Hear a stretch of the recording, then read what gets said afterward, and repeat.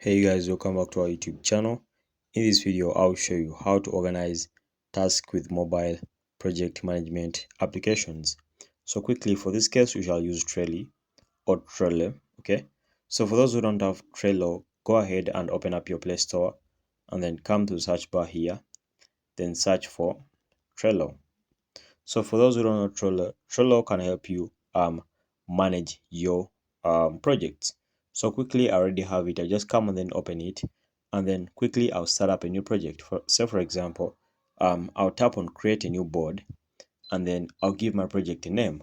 So for example, this project is a road construction. Okay, the project is road construction.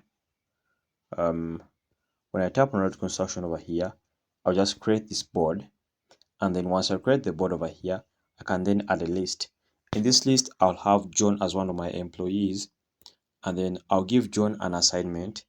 So besides here, I'll put in these brackets, and I say, John, you clear the grass, clear the grass.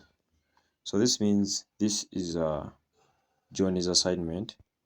So quickly, when John comes on to this trolley management, he'll be able to see the assignment, and after doing the assignment, he can give me feedback from trolley. So that means I'm managing my product using a mobile app.